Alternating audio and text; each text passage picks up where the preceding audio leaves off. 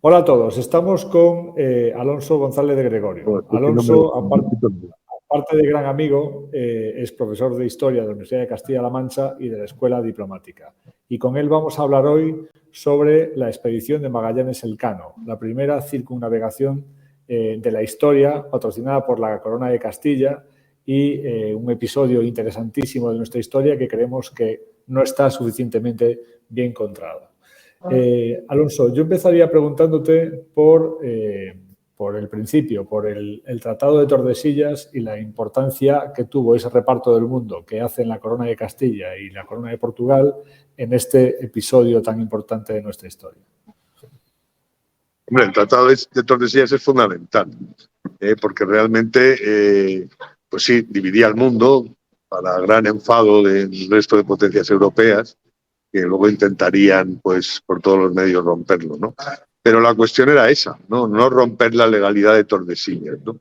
Y precisamente por la existencia del Tratado de Tordesillas, pues Castilla, España, que quería entrar en el comercio extraordinario, en el monopolio comercial que estaba ejerciendo Portugal tras la circunnavegación de África y el control que ejercía sobre el Océano Índico después de vencer a los árabes, pues no permitía que se siguiera el mismo camino africano.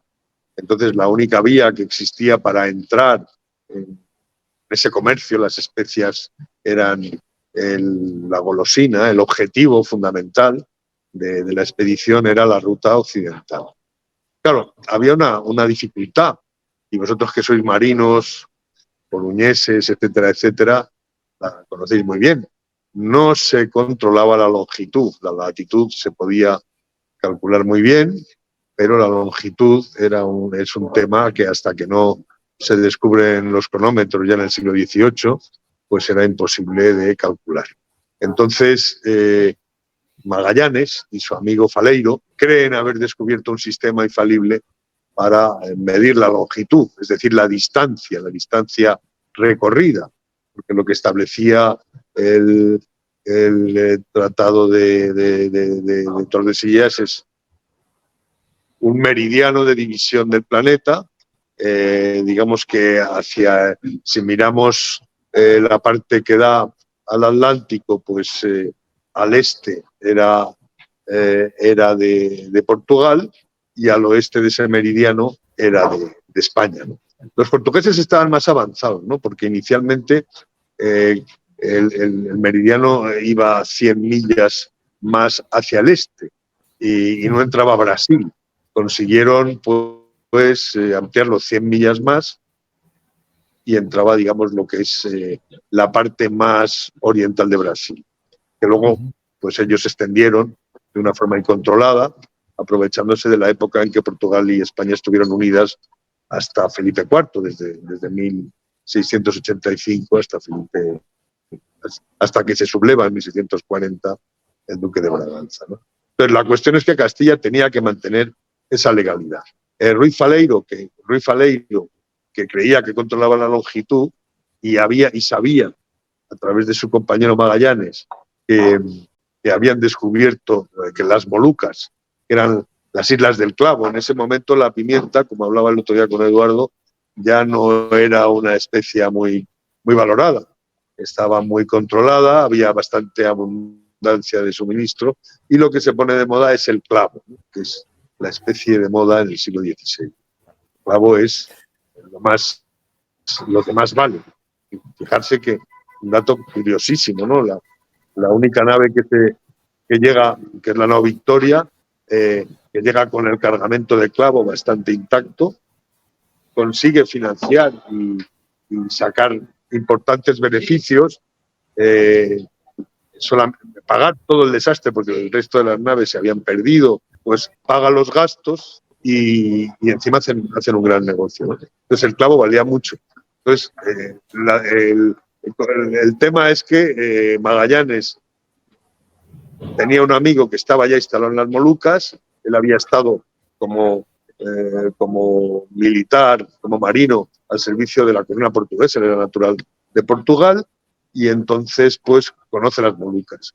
Faleiro le dice que eso era parte de la zona española del mundo y, por tanto, Magallanes se desnaturaliza de la corona portuguesa, se constituye español, se viene con Faleiro a la corte y convence a Carlos V, que acaba de ser coronado emperador, bueno, coronado, no, elegido emperador, que lo es en junio de 1519, y viene con su grupo de financieros flamencos, pues, flamencos y alemanes, están los Fugger, está la otra gran familia de flamencos que están financiando precisamente esa opción occidental para quitarle a Portugal ese monopolio que tenía de las especies.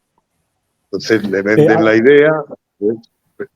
Alonso, Carlos era en ese momento un rey, Carlos I era un rey en su juventud. Tengo entendido que apenas llevaba 2 años en España cuando se atrevió a financiar esta empresa. ¿Cómo crees tú, qué crees que pudo influir en él para un rey tan joven que llevaba tan poco tiempo en España se lanzase a una empresa tan arriesgada como esta? ¿Qué personas fueron determinantes para influir en él en esta decisión? Pues el grupo de los Fugger, fundamentalmente. Bueno, es que no nos olvidemos que Carlos V, Carlos I de España, yo prefiero llamarlo Carlos I, pues era flamenco. Y los Países Bajos eran el centro comercial en ese momento.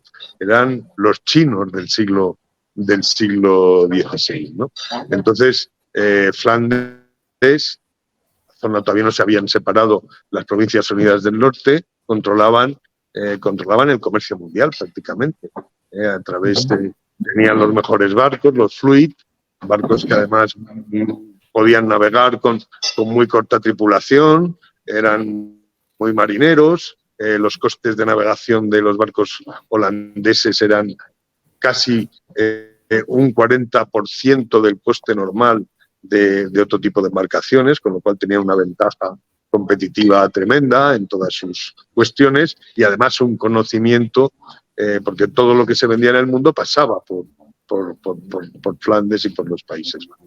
Entonces, como él era elegante, era flamenco, pues viene con su camarilla, que son todos flamencos, que es una de las causas por las que hubo la sublevación comunera, los coloca en puestos importantes y venían con una idea clarísima.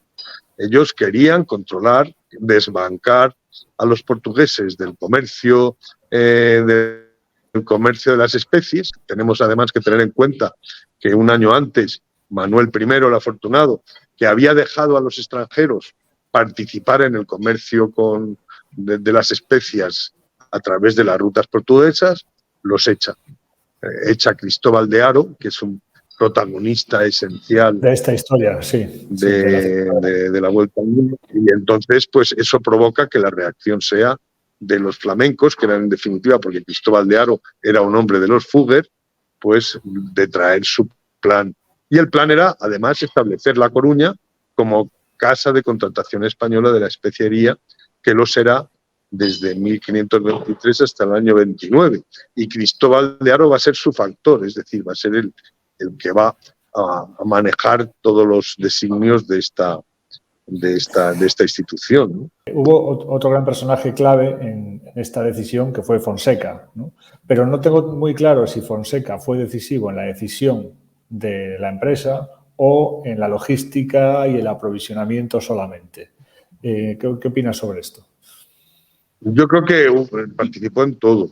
Fonseca fue un eslabón fundamental en todo ese plan. Tenemos que contemplar que la primera vuelta al mundo es una operación de I+D+I, una operación claramente empresarial, con un fin claramente comercial y para hacer negocio. La gente, muchas veces cuando se lo digo, se echan las manos a la cabeza con una especie de puritanismo extraño. Pues no, el mundo se ha movido siempre por intereses y en este caso, pues el negocio era muy jugoso. Ya os he puesto antes el ejemplo, ¿no? Con lo que trajo la victoria, no solo se amortizó toda la inversión, sino que se obtuvieron unos jugosísimos beneficios, ¿no? Se habían perdido 4 naves y 5. Sí.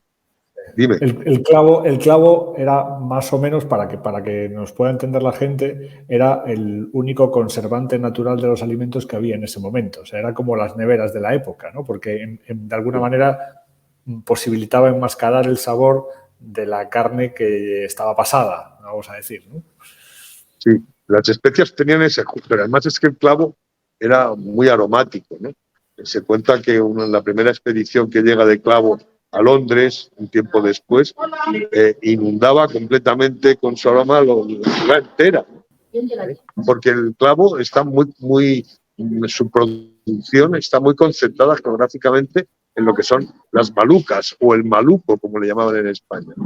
Entonces, el que tuviera el control de la especiería del clavo, pues tenía un negocio, el monopolio sobre un producto que tenía una demanda rígida, como dicen los economistas, que valiera lo que valiera el clavo, iba a haber una demanda fija a comprarlo a cualquier precio. Y, bueno, pues también tenemos que saber que el tema desde la época romana las especias son, digamos, la golosina que crea esa economía mundo, ¿no? Hablan de globalización. Yo creo que la palabra globalización no es adecuada emplearla en este contexto y en este tiempo. Y supongo que la ruta terrestre para traerlas, supongo que sería muy larga y muy peligrosa, traerlas por tierra, ¿no? O sea, inevitablemente... Sí, no, además es que tener en cuenta que estaban los turcos, ¿eh? Porque una situación también que se olvida, que en 1157 Constantinopla cae en poder de los turcos. Y los turcos están en guerra con Europa durante todo ese periodo. El Mediterráneo se vuelve otra vez a cerrar para Europa. Y bueno, de hecho el Mediterráneo ya tiene poca importancia, ¿no? Una de las claves de España sigue, sobre todo por el influjo de Aragón, porque Barcelona, o la unión de Fernando y de Isabel, que son los abuelos de Carlos I, pues favorece mucho a Aragón, porque Fernando, que era un gran rey muy listo, pues hace que la política exterior castellana en muchos aspectos se circunscriba a los intereses de Barcelona. Y entonces el Mediterráneo es un elemento esencial cuando realmente el foco de España tenía que haber estado puesto, como pasó después ya, en el Atlántico, ¿no? Entonces, bueno, pues el cierre turco del Mediterráneo hizo que la única vía a través de la cual se pudiera acceder, prescindiendo de los intermediarios musulmanes, porque para que un cargamento de especias por tierra procedente pues del Extremo Oriente llegara a los mercados europeos por esa vía, pues suponía que pasara por entre 30 y 40 manos diferentes, que cada una pues tenía que cobrar su correspondiente comisión, con lo cual, claro, aparte de que era muy lento y peligroso, los precios se disparaban. Ya tenemos a nuestros héroes navegando en las 5 naves, cruzan el Atlántico. Sí. El primer gran inconveniente que se encuentran es que ellos pensaban que el Río de la Plata era la ruta para pasar al Océano Pacífico, es así, ¿no? Y efectivamente, ahí hay un tema muy interesante, ¿no? Cristóbal de Haro, cuando trabajaba en Lisboa, había financiado varias expediciones secretas. ¿Por qué secretas? Porque había inducido al rey de Portugal a realizar expediciones en la zona de exclusión española, es decir, al sur de Brasil, en búsqueda precisamente de ese paso al Océano Pacífico, tal como lo llamó. Sí, el actual paso de Magallanes en la Tierra de Fuego. No, ellos porque se cree que Solís es el descubridor del Mar del Plata, pero parece ser que Cristóbal de Haro sabía su existencia. Lo que pasa es que solo lo habían localizado y estaban convencidos que el Mar del Plata era el paso a través del cual se podía llegar al Océano Pacífico. Piensa que la obsesión de Colón, todos los viajes de Colón, no es descubrir América, es saber por dónde llego a Japón, ¿no? Por dónde llego al extremo. Y en ese momento, después de que muere pues, Fosbiter, los Cartier y otros exploradores, Cabot y demás, están intentándolo por el norte, y en España se está intentando por el sur. De hecho, no se sabe que realmente Cristóbal de Aro y Carlos V aprobaron 2 expediciones a la vez. Una de Andrés Niño, que sale de Sanlúcar con destino a Centroamérica, que sale a la vez, y otra, la de Magallanes Elcano, que toma el derrotero del sur para buscar el paso por el sur. Ya se sabía que por el norte era muy difícil, se sabía que en Centroamérica no había ningún paso, pero se les había ocurrido la idea, que es lo que hace Andrés Niño, de llevar las naves desmontadas, llegar a Centroamérica, tras pasar el Istmo y volverlas a montar en el Pacífico para llegar a Japón, a Zipango y a la zona de las especias, que era realmente el objetivo, ¿no? Eso resultó impracticable, y lo que hay que asombrarse es del tesón de Magallanes por seguir hacia el sur en las condiciones en las cuales pues consiguió descubrir el estrecho que lleva su nombre, ¿no? Pero realmente, si nos fijamos en hay varias crónicas de 4 marinos que estuvieron presentes y que fueron supervivientes. Uno de ellos no, porque partió con la Trinidad, porque cuando muere Magallanes, una nave intenta el retorno por la vía oriental, por donde había venido, y la otra, la del Cano, que es la que llega, sigue las rutas portuguesas.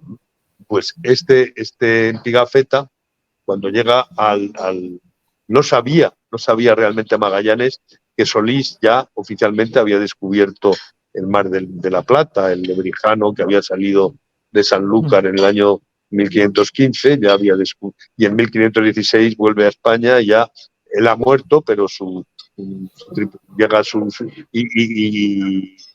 y da noticia de la existencia de ese mar extraño de agua dulce, que ya sabían ellos que era un río. Y en Pigafetta se ve que cuando llega la flota de Magallanes, toman un territorio que ya era español, que había sido descubierto por Solís. Solemnemente Pigafetta narra cómo se pone el pendón de Castilla y el mar, ese mar de agua dulce, se toma precisamente para la corona de Castilla. Luego descubre Magallanes que también vuelve a descubrir que aquello es un río. Pero en principio yo creo que lo que mueve a esa expedición es la noticia que tenía nuestro Cristóbal de Aro, con expediciones que él había financiado directamente, de la existencia de del paso hacia el mar Pacífico, al mar del sur, a través de lo que él pensaba que era el mar del Plata. O sea que, bueno, Magallanes tuvo el tesón de seguir hacia el sur. Había quemado ya un poco como Cortés sus naves, y no le quedaba otra que o triunfar o morir, ¿no? Está claro. Porque no podía volver a Portugal ni tampoco.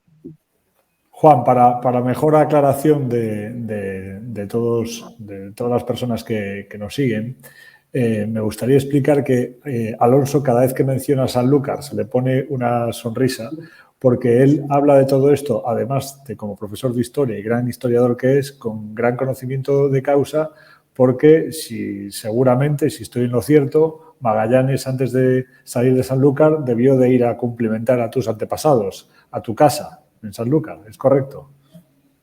No. Aquí hay una gran deformación, que es en la biografía que hizo Zweig, o Zweig, como nosotros le llamamos, de Magallanes, ¿no? Que es una biografía filoportuguesa y absolutamente muy interesante en muchos puntos, pero absolutamente desconocedora de la realidad. Él dice que la flota salió de Sevilla. De hecho, Sevilla era un puerto, pero ya era muy difícil, ¿no? Entonces, el problema, vosotros que sois marinos, a lo mejor habéis navegado ya hacia Sevilla, incluso ahora, con los drenajes y todas las novedades, sigue siendo muy difícil. Yo estuve hace poco en una conferencia que dieron los prácticos del puerto de Sevilla, y realmente para mí fue interesantísimo. Yo no sabía las dificultades técnicas terribles que hay que afrontar para meter los barcos que meten en Sevilla por un caño de agua muy estrecho, tienen que aprovechar las mareas, y sigue siendo una operación cara y complicadísima, más en aquella época, ¿no? En aquella época donde los barcos empezaban ya a tener más de 400 toneladas, lo cual pues hacía que tuvieran un calado demasiado profundo. Era una época de sequía, las crecidas y las sequías del Guadalquivir cambiaban constantemente el lecho del río y era realmente complicado el llegar a Sevilla. Ya había voces que querían que fuera al puerto de Cádiz, que era mucho más practicable, ¿no? En todos los aspectos, y mucho más barato, porque subir las mercancías a Sevilla ya no se hacía directamente en barcos. Y entonces, de hecho, yo lo que defiendo es que siempre se ha dicho que Sanlúcar es el lugar, es una verdad histórica totalmente asumida, fue el lugar de salida y llegada de la primera circunnavegación. Lo que pasa que, bueno, pues ahora Sevilla, que tiene más dinero, más medios, evidentemente, que Sanlúcar, pues se ha erigido, yo creo, injustamente como el lugar de salida y llegada de la primera circunnavegación, cuando no es así. Primero, por esa hablaba de la novela de Suay. Suay dice que pasó la flota por Sanlúcar, vieron el castillo del duque de Medina Sidonia y poco más o menos que saludaron y siguieron navegando como si tal cosa. Cuando para navegar y salir de Sanlúcar hay que pasar por un obstáculo muy difícil que seguro que conocéis, que es la famosa barra de Sanlúcar. Y os asomáis a Sanlúcar y espero que cuando estéis, Juan pueda verlo, todavía están los restos, que tú no has visto, Eduardo, del famoso barco del arroz, que es una especie de un naufragio que ocurrió no hace muchas décadas, y ahí queda el casco varado como muestra de lo difícil que era el tránsito precisamente por la barra, ¿no? Y más en el siglo XVI. Tan difícil es que precisamente fue el duque de Medina Sidonia y fue Sanlúcar, que era el centro del señorío de nuestra casa, el que creó el primer servicio de prácticos de puerto que hubo en Europa a mediados del siglo XV. Precisamente porque era necesario que hubiera personas conocedoras de los movimientos que se producían en los fondos del río, que estaban constantemente sondeando, que tenían que guiar a los barcos para poder pasar la barra y de ahí pues conducirlos a Sevilla. Entonces, de hecho, Magallanes, que sale de Sevilla, se construyen las naves en las atarazanas de Sevilla, bajan desmontadas a Sanlúcar, de Sanlúcar permanecen más de un mes y de Sanlúcar parten.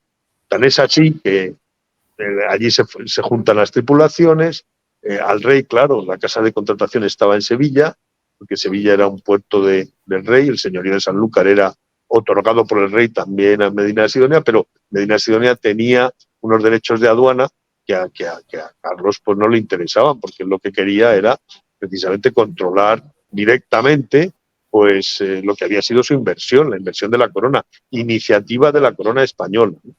Entonces hay dos tópicos que hay que romper en esta celebración, que ha pasado demasiado, yo no entiendo cómo, sin pena ni gloria, cuando debería, es un tema esencial para como españoles, ¿no? Ahora que necesitamos recuperar un poco el orgullo perdido, el descubrimiento de América y la primera vuelta al mundo. Yo no creo que haya un país en el mundo que tenga una historia de semejante peso. Estamos hablando que, claro, la navegación todavía tampoco estaba muy avanzada. Esto era más que podía resultar hoy en día una especie de suicidio, que de repente 5 barcos se dediquen a hacer una expedición tal como esta, de darle, pues así decirlo, la vuelta al mundo, teniendo en cuenta que ya se sabía que la Tierra era redonda. Y entonces, claro, ellos lo que hacen es llegan a la costa de América, creen que tienen ahí el paso, pero luego se dan cuenta que es el Río de la Plata. Claro, según tengo entendido, ahí es cuando se produce, por así decirlo, el primer motín, ¿no? O sea, porque, claro, condiciones un poquito precarias de los marineros, la hambruna que también empieza aquí a aflorar, y me imagino, claro, que el malestar y la desconfianza, eso empieza a aparecer, ¿no? Entonces yo creo que ahí se produce el primer gran motín que sufrió Magallanes, ¿no? Efectivamente, Magallanes, la verdad es que un líder extraordinario. Había otro problema, había parte de la tripulación que era portuguesa y parte de la tripulación que era española, pero sí, los españoles empiezan a desesperarse, bueno, y toda la tripulación en general, ¿no? Se produce la sublevación, Magallanes corta por Lozano pues ejecutando a quien tenía que ejecutar, y sigue para adelante. De hecho, pues una de las naves se pierde, se vuelve y deserta, como si dijéramos, y desde luego es una increíble, ¿no? Ponernos en lo que tú has señalado, ¿no? En la situación, si entramos en alguna de las réplicas de las antiguas naves con las que circuló Colón, que aunque no sabía muy bien a dónde iba, porque tenía informaciones previas, pero los andaluces ya, sin darse mucha cuenta, yo creo que sabían que tenían que coger los alisios y largar hacia Occidente desde Canarias, etcétera. Pues te digo, si entras en esas réplicas, imagínate 80 personas conviviendo en un espacio semejante. Venían del trópico, con unos calores, y de pronto entran pues casi en unas temperaturas antárticas, heladas, frío, escasez, unas condiciones terribles, ¿no? Digamos, el aguante y la fortaleza de estas personas es realmente que te quedas asombrado, ¿no? Capacidad de sufrimiento, pues, claro, sabían que iban al suicidio, algunos dijeron, este tío no sabe dónde va, nos va a llevar a todos a la muerte, pues imagínate tú la situación, ¿no? Lo realmente asombroso es que Magallanes tuviera pues ese dote de mando, esa discreción, esa capacidad para mantener su resolución, cuando yo estoy convencido que él no sabía muy bien a dónde se dirigía. Claro que hay la duda de saber si realmente Magallanes sabía más de lo que realmente nos dijo, porque esa determinación también hace pensar que alguno de esos viajes, digamos, clandestinos que había realizado Haro, financiado por los holandeses, pudiera haber llegado a ese punto. Yo creo que no. Lo que fue Magallanes, yo creo que es que estaba movido como Cortés cuando conquista México y quema sus naves. Ya no había vuelta atrás. Había cortado con Portugal, era súbdito de España, si volvía fracasado no tendría ningún futuro, y la única opción que tenía era tirar para adelante. Para más Inri, la nave que deserta y se da la vuelta y se vuelve, era la San Antonio, el del capitán Esteban Gómez, que era precisamente la nave que iba cargada con más comida y con más pertrechos, con lo cual básicamente consistió en que los que se marcharon dejaron sin comida a todos los demás. Efectivamente, imagínate, y en esas circunstancias que Magallanes conservara la autoridad y el mando, pues te demuestra un poco, desde luego, en eso totalmente de acuerdo con lo que Stefan Zweig refleja en su biografía, que en ese aspecto es magnífica, y aconsejo que se lea olvidando la parte sanluqueña y tal, pero realmente refleja muy bien el carácter y el valor de Magallanes, ¿no? Y de los que iban con él, sin duda.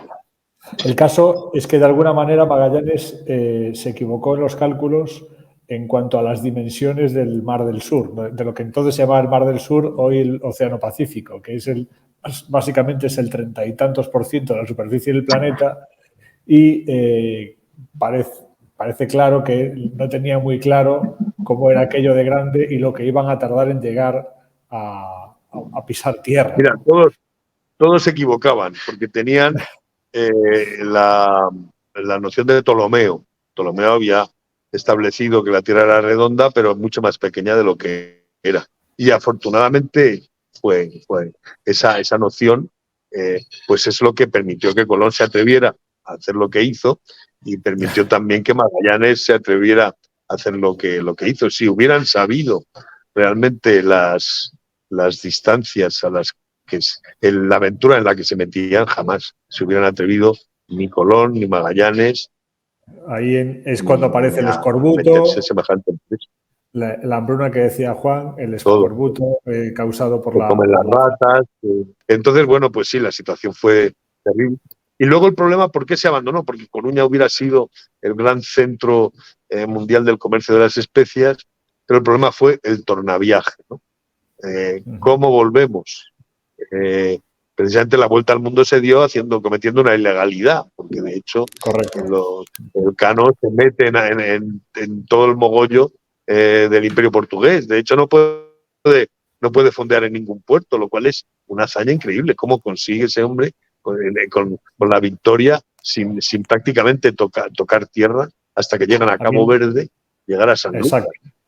Pero lo impresionante, lo que me parece más impresionante de todo el periplo, claro, ellos están, digamos, navegando como ilegales a partir del momento en el que ellos empiezan a dar la vuelta a África, ¿no? Vienen de Filipinas, ya han asesinado a Magallanes y a muchos de los que estaban con Magallanes, un rey de allí, y ellos se convierten en una especie de bandidos o piratas porque están al margen de la ley y los portugueses... No, y además que el rey de Portugal sabía perfectamente lo que estaban haciendo. Estaba toda la flota portuguesa alertada para impedir por todos los medios que ese barco, el barco que sabían que estaba intentando llegar a Castilla, llegar a Europa, llegar a España, pues consiguiera retornar, porque era una amenaza directa al comercio portugués que era la base de la economía de Portugal. Ellos doblan el Cabo de Buena Esperanza, empiezan a subir rumbo norte, empiezan a costear África y creo que quedaban 18 tripulantes con el Cano a bordo en una única nave. Cuando llegan a Cabo Verde, básicamente les dice a la gente, oye, disimular, ¿no? Y vosotros vamos a hacernos pasar por unos que venimos de América, ¿no? Hemos ido a América. Que los vientos nos han traído aquí sin querer y ya está, ¿no? Sin querer, pero por nada del mundo sepan quiénes somos y de dónde venimos. Y luego incluso... y perdona una cosa, y sobre todo de lo que vamos cargados, ¿no? Porque ahí el clavo era oro. Efectivamente. Y creo que en Canarias ya ni se atreven a entrar. No, lo que pasa es que lo que le delató Cabo Verde fue precisamente el clavo. Claro, el olor. Porque los portugueses sabían muy bien que solo había un sitio donde se producía clavo, ¿no? Y de hecho los persiguen, detienen a algunos, etcétera. Hombre, si hubieran llegado a Canarias, bueno, Canarias era España, pero Canarias la tocaron en el viaje de ida, pero en el retorno pues pudieron ir directamente a Sanlúcar. Y no hay duda de que Sanlúcar es el lugar de salida y de llegada, porque la flota de Magallanes estuvo más de un mes amarrada en el puerto de Bonanza, que tú conoces, Eduardo. Allí se terminaron de montar los barcos y cuando llega el Cano a Sanlúcar, que creo que era un 16 de septiembre, creo, no recuerdo bien la fecha, lo primero que hace es escribir la famosa carta que escribe al emperador, como muy vasco, pues le llama de tú, y además genial, porque le dice, hemos podido dar la vuelta a la redondeza de la tierra y pide los jornales que les corresponden porque los marinos empezaban a cobrar desde que salieron de Sanlúcar y la culminación del viaje es el retorno a Sanlúcar, por lo cual tenemos la evidencia de que Sanlúcar fue puerta de salida y puerto de llegada. Esto es un poco, hombre, pues estoy barriendo para adentro, ¿no? Y un poco pues reivindicando a Sanlúcar. Haces muy bien. Reivindicando a Sanlúcar como siempre ha pasado por ser, y de hecho es el puerto que tiene el honor de haber sido el que dio el pistoletazo de salida a la primera circunnavegación del planeta. Es que como tú decías antes y Juan decía antes, este es un hecho histórico del que los españoles pues no presumimos, y es asombroso que no lo presumamos, porque esto yo creo que es comparable a cualquier otra gesta humana, como puede ser haber ido a la luna o como puede ser... No, para nada. Yo odio esa comparación. La detesto, porque los que fueron a la luna les estaban controlando 40 tíos desde Houston.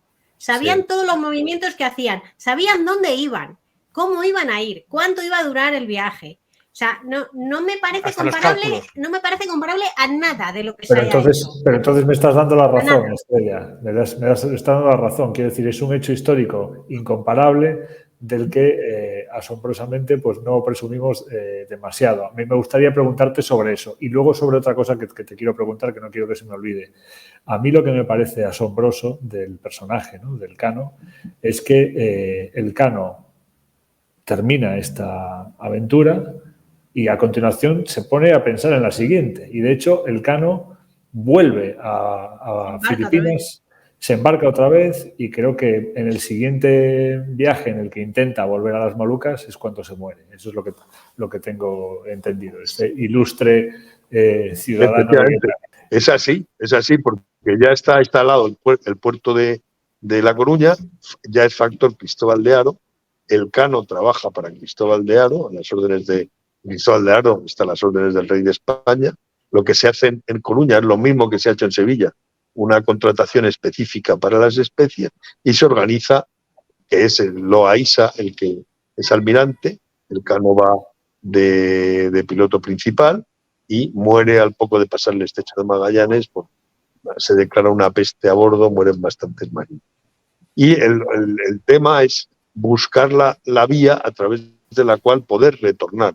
El tornaviaje, esa va a ser otra importantísima aventura en el curso de la cual pues la mayor parte de las islas del Pacífico son descubiertas por los españoles. Los españoles llegan a tocar con Australia, todo eso ha sido colonizado, toda esa historia se ha borrado, se la han apropiado los ingleses, que son especialistas en quedarse con lo ajeno. Son especialistas en marketing junto con los franceses. Hacerlo con una gran elegancia. Toda esa zona se llamaba el Lago Español, o sea, se denominó el Lago Español, porque ahí solamente tardaron décadas en llegar otros barcos que no fueran españoles. Sí, efectivamente. Todo eso pues hay que reivindicarlo, ¿no? Y entonces Urdaneta va a ser el primero y se empeñaban en buscar en vías de retorno al sur. Los vientos son contrarios y hasta que no empiezan a navegar hacia el norte, y es cuando llegan al puerto de Acapulco, ¿no? Que es a la altura de Acapulco, cuando ya se inaugura, y es cuando hablamos de la economía mundo. Es cuando el real de plata castellano, el real de A8, se convierte en la moneda universal que todos necesitan, porque la única moneda que aceptaban los chinos era la plata, el real español. Todos tenían que comerciar, los holandeses, los británicos tenían que utilizar plata española para poder comerciar. Entonces, cuando ya Urdaneta, que pasan casi 20 años, descubre la vía de retorno que es hacia el norte, pues ya tenemos el navío a través de Filipinas, el famoso navío de China o el navío de Filipinas, que es el que va a empezar a traer los mantones de Manila, la seda, etcétera, etcétera. Tenemos ya a los 4 continentes, porque Oceanía no contaba, evidentemente, pues hasta el siglo XIX, ya dentro del Imperio Británico, pues Australia se convierte en lo que es ahora, pero en ese momento no había ningún tipo de civilización ni de cultura. Había culturas aborígenes, pero no tenía interés económico para lo que era el centro del mundo en ese momento, que era Europa, y en ese momento ya se establece una corriente económica de 4 continentes, comercial, que es el primer paso pues al mundo moderno. Una historia fundamental. ¿Pero por qué no se le ha dado importancia? Pues hombre, no tenemos nada más que ver con la coalición de gobierno que tenemos ahora en España y entender por qué precisamente en zonas donde no se quiere, porque quieren acabar con la historia de España, porque no interesa, pues son las primeras partes interesadas en borrar de una forma estúpida y absurda, porque es una gloria de todos, pues lo que es un hito que debía haberse celebrado cualquier otro país de Europa que hubiera hecho lo mismo que hicimos nosotros. Si hubiera sido Francia, si hubiera sido Inglaterra, pues os podéis imaginar, ¿no? Incluso hasta hace poco en Rota, en los años 60 y pico, el primer submarino nuclear dio la primera vuelta al mundo sin emerger. Y vino el almirante del barco y entregó una placa en Sanlúcar, precisamente diciendo que se parecía un poco, pero sin llegar a la importancia que tuvo la primera navegación de Magallanes Elcano. Maravilloso. Yo estoy aquí muy callada porque estoy escuchando, estoy fascinada, me está encantando todo, pero me estaba guardando cosas así para comentar después. Antes quería comentar, pero no quería cortar la conversación. Cuando estábamos hablando de la obcecación de Magallanes de seguir adelante, decía, oye, a lo mejor él sabía realmente dónde iba a través de esas expediciones, esas incursiones bajo cuerda con aro. Y a mí eso me ha recordado al caso de Colón. Cristóbal Colón sabía perfectamente dónde iba, perfectamente, porque él años antes había participado en una expedición financiada por el rey de Dinamarca, que habían ido hacia Groenlandia y más hacia el oeste, y él sabía perfectamente lo que había allí, porque es que lo sabía. Entonces no era obcecación, era simplemente que quizá había, pues el cálculo también de la distancia se había quedado un poco corto, cosa que a mí me sorprende un poco, porque que yo sepa, desde el siglo II a.C., la circunferencia de la Tierra que la calculó Eratóstenes de Cirene se sabe perfectamente la que es. Entonces, bueno, quizá es por la dificultad del cálculo de la longitud de que hablábamos antes. No tanto así como de la circunferencia en sí o de que realmente era una esfera. O sea, estamos en una esfera y se sabe desde el siglo II a.C. Pero bueno, esto yo me voy aquí, una cosa me lleva a la otra hablando. Y también... Sí, claro. Bueno, esto me lo guardo para más adelante, venga. Bueno, la redondez de la Tierra se sabe desde Aristóteles, ¿no? Que publica siglo IV a.C., ¿no? Que publica, pues, bueno, él dice, ¿por qué porque el sol se pone y no sale vapor de agua, ¿no? Que es cuando se ve? O ¿por qué cuando un buque se va hacia el horizonte, pues lo último que se ve de él es el mástil? Eso indica que hay una curvatura, ¿no? Y luego el tema de la luna, ¿no? O sea, ya las pruebas que Aristóteles, que era muy listo, pues ya se sabía que la Tierra era redonda, ¿no? Sí, lo que dices quizá hubo cálculos antiguos más acertados en lo que respecta a las dimensiones, pero el libro que hace furor y que tenía un ejemplar Colón y que era seguido en Europa era el de Ptolomeo. Ptolomeo había establecido unas medidas que eran las que afortunadamente, como ya digo, todos creían, que si llegan a saber las distancias reales, pues yo creo que no se habrían atrevido, por muy fuertes que fueran, era el que movió a todos. Y respecto, no era necesario ir a Dinamarca. Piensa que todos los pilotos que navegaban en el Atlántico eran o gaditanos u onubenses. Y también portugueses, porque en el siglo XV hubo un problema, que es que se acabó el oro y la plata. Las transacciones, el comercio empezó a aumentar su volumen y no había numerario para sostener las transacciones, pese a que se habían pues inventado ya pues los bancos, había dinero bancario, letras de cambio, etc. Entonces se produce lo que se llamó la fiebre del oro, que fue lo que mueve a los portugueses a empezar a buscar ese oro que llegaba a los reyes cristianos de España, que cobraban las parias en oro. ¿De dónde viene? Venía de África. Pues tenemos que descubrir la mina, ¿no? San Jorge de la Mina, en el Golfo de Guinea, que se quedan los portugueses. Y cuando se soluciona el problema, porque además se descubre el método de la amalgama, utilizar el mercurio para reducir la plata, y se vuelven a poner en explotación minas de plata en Europa que se habían dejado de explotar porque no había medios técnicos para conseguir el mineral, pues y empieza a haber abundancia de nuevo de dinero, entonces eran las especias, ¿no? En esa línea y las propias pesquerías, la circunnavegación hacia el sur, sobre todo una vez que pasan por el famoso Cabo Bojador, que se consideraba que era el cabo del fin del mundo, porque se producen unos fenómenos. Yo no sé si tú, Eduardo, que eres marino, has navegado por esas aguas. Hay unas corrientes, parece que hay unas nieblas muy extrañas y pensaban que ahí pues podía estar el fin del mundo, una cosa que alentaban los portugueses para que no se atrevieran a pasar otros barcos, pues quizá alguna nave se perdió, cogió los alisios y llegó a América. Así es que el viaje de Colón además estableció un récord de rapidez en cruzar el Atlántico, que tardó en su primer viaje años en ser superado, ¿no? Fueron 2 meses y medio. Sabía dónde iba con pilotos andaluces, los portugueses conocían. Lo que pasa es que, claro, en un contexto de guerra Porque fíjate tú que América se descubre cuando Fernando el Católico, que era muy listo, el modelo de Maquiavelo, como dicen, pues cuando organiza, habían conseguido las famosas bulas intercaetera, porque estaba Alejandro VI de papa, un papa aragonés muy conveniente, amigo de Fernando el Católico, y va a ser precisamente ahí cuando empieza a dar las bulas intercaetera, que favorecen mucho a Castilla, pues se produce la reacción portuguesa y entonces, pues, consecuencia de ello es el Tratado de Tordesillas. Pero la legalidad que había en ese momento en el mundo era que además era una instancia legal. Tú, Eduardo, que eres abogado, se podía apelar al Papa en última instancia si tenías dinero.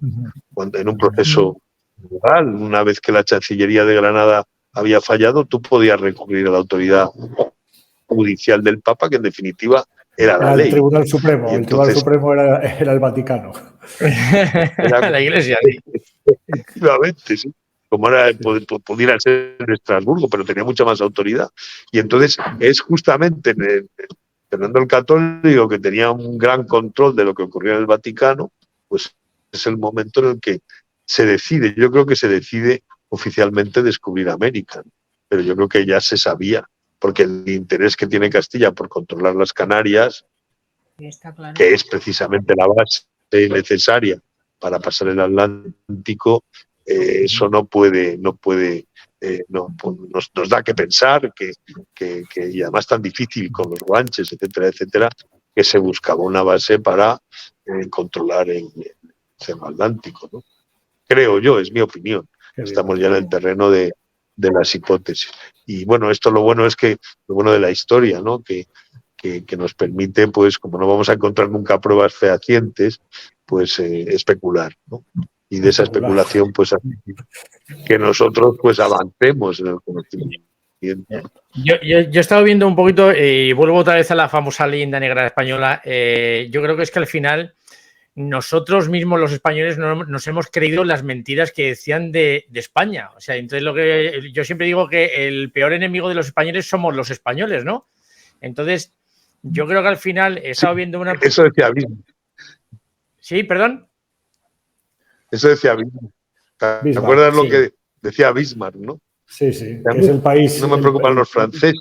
Exacto. Me preocupan los franceses, me preocupan los ingleses. Y España no me preocupa, se destruyen ellos solos. Ya está, efectivamente, claro. Entonces yo creo que no es que hayamos inventado la leyenda negra de esta España, sino que encima nos la hemos creído, ¿no? O sea, que es lo que más me preocupa de todo esto. Nos hemos creado un complejo, precisamente por eso tiene tanta importancia que recordemos estos hechos. Porque además, claro, España es un país complicadísimo, que además es muy contradictorio, porque tenemos unas fronteras exteriores que son absolutamente incuestionables por el hecho de ser una península, pero tenemos una geografía interna muy complicada. La geografía tiene mucho peso. Ahora hay un exagente de la CIA que ha escrito un libro que se llama La venganza de la geografía, que os aconsejo que lo leáis, porque es un tío que conoce perfectamente el mundo a nivel geopolítico y realmente tiene mucho más peso del que le queremos dar en este mundo virtual, ¿no? Y un país como España, pues imagínate, yo me acuerdo de pequeño que ir de Madrid a Barcelona era una aventura realmente difícil. Una carretera de doble sentido, te tocaba un camión y tenías que ir a 50 durante horas, tenías que hacer noche prácticamente. Era una odisea. Eso es y la retención de la operación retorno de Barcelona a Madrid empezaba en Zaragoza y acababa en Madrid, ¿no? Mira, ves, se nota que sois de mi quinta casi. Estáis ya. Claro. Pues sí, pues fíjate tú, ha pasado poco tiempo. Eso son distancias, es costes, eso explica que haya distintas lenguas. Entonces, esa complicación, pues explica algo. Pero precisamente porque podemos superarla, porque tenemos una historia común, esa historia marítima, marinera. La primera visión que hacen de España es el libro tercero de la geografía de Estrabón, que es precisamente una historia. Cuentan cómo es el país de un marino que ha dado la vuelta a la península y nos va dando la visión del país desde esa perspectiva marítima, porque la geografía de Estrabón es un libro magnífico. Si tenéis ocasión, leeros el libro tercero, va describiendo un poco cómo es la península, ¿no? Cómo es España, y nos explica un poco eso. Y precisamente yo creo que eso es esencial, que aprovechemos, que divulguemos, aunque haya pasado el 5º centenario, y que todos desde nuestro ámbito pues pongamos el hombro para reivindicar nuestra historia pasada, que es una historia gloriosa, que yo entiendo que fuera nos tienen envidia, evidentemente, porque es que ¿quién puede decir que ha hecho algo semejante a lo que hemos aportado nosotros al mundo, ¿no? Aquellos que dicen que España solo ha inventado el botijo, ¿no? Mire usted, España ha dado al mundo noción de un nuevo continente como es América, que es fundamental, ha dado ha creado un vínculo económico que ha permitido pues el contacto entre los 4 continentes y luego Australia. En fin, la aportación española a la historia universal es innegable, y nosotros tenemos la responsabilidad de, pasando por encima de estos politiquillos de quinta que nos hemos dado, ¿no? Lamentablemente, pues reivindicar lo que es nuestro, y no necesitamos a nadie que nos diga, ¿no? Y afortunadamente, pues gracias a tu iniciativa, Juan, y a la de otros muchos, pues podemos saltarnos un poco a la torera los cauces oficiales que nos imponen pues una visión totalmente estafadora de nuestro propio pasado, ¿no? De hecho, nosotros vamos a hacer un vídeo dentro de poco, que lo que vamos a tocar son los grandes inventores españoles que o pasaron al olvido o pasaron así de refilón. Hemos tenido grandes inventores en la historia, como Juan de la Cierva, o sea, el autogiro, el submarino, el traje espacial, también que lo inventó un español. O sea, inventos que están a la orden del día, pero que o se los ha apropiado otro. Torres Quevedo, computación. Sí, sí. ¿Perdón? Hay gente.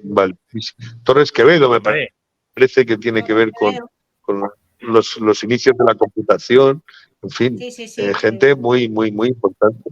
Pues sí, toda esa es nuestra labor. Yo creo que es nos toca unirnos todos, hacer una especie de lobby aquí.